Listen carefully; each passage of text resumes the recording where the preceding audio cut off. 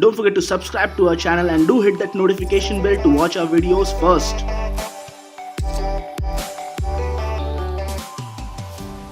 Hello folks, this is San Andreas from InspiredRise.com and today we are going to review and unbox the Panasonic Eluga A3 Pro smartphone.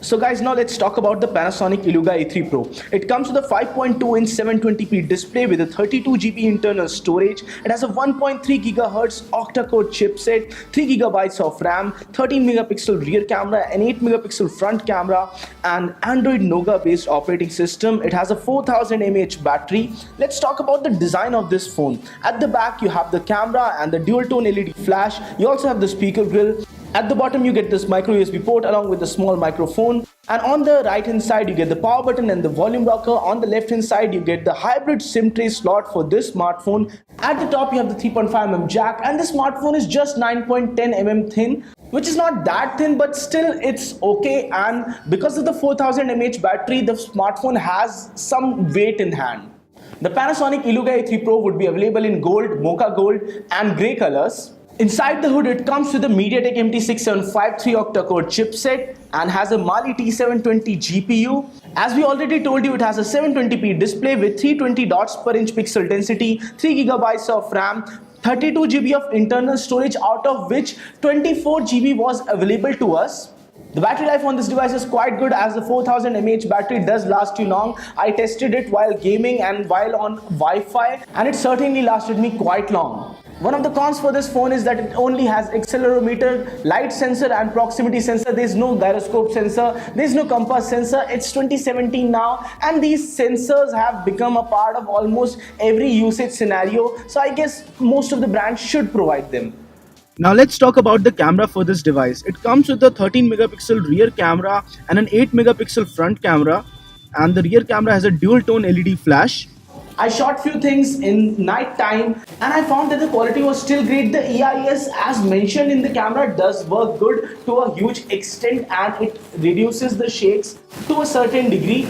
Not really as good as an OIS based system, but still quite good. And the front camera is an 8 megapixel one which supports up to HD video recording. The back camera supports 1080p full HD video recording. And if I talk about the cameras in general, the front camera produces images which have a sort of blurriness to them. They are quite sharp, but if you zoom in a little bit, you will find that the quality is certainly not there. In terms of having that really great image quality, it's not present there. And the back camera does have better quality when compared to the front camera. But I feel that if Panasonic works a little bit towards the software processing side, after the image is taken, these images can become really great. The sensors are not that bad. It's the post-processing which happens, which needs to be rectified.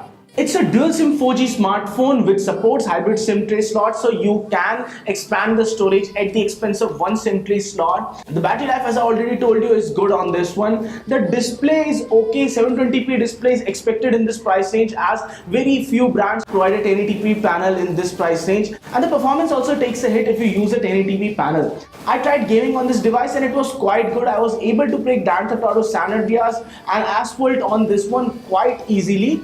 In GTA San Andreas, at some points I felt a little bit jitter and some frames were not that smooth, but this can also be attributed to the fact that maybe this chipset does not handle GTA San Andreas that well, but because of the fact that it only has a 720p display, it was able to play most of the HD games with quite ease. The software experience on this phone is quite stock-like, and this is one of the things that I liked about this phone, that it does not try to bury you in a different sort of skin, and the experience feels quite at home. Now let's test the audio output for this device.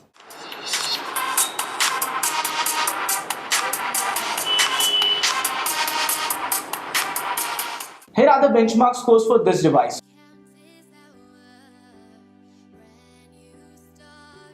All of the benchmark scores indicate that this device has a average to mid-range performance, not really that high. The Panasonic Eluga A3 Pro comes for a price of 12,199 in India, and for this price it becomes quite hard to recommend this phone because this price is already dominated by a lot of other players which provide you really better hardware specifications and performance in the same price range. There are smartphones like Redmi Note 4, Redmi 4 in the similar price range which do provide you with more value for money options, and it becomes a little bit hard to recommend the Panasonic Eluga A3 Pro to anyone.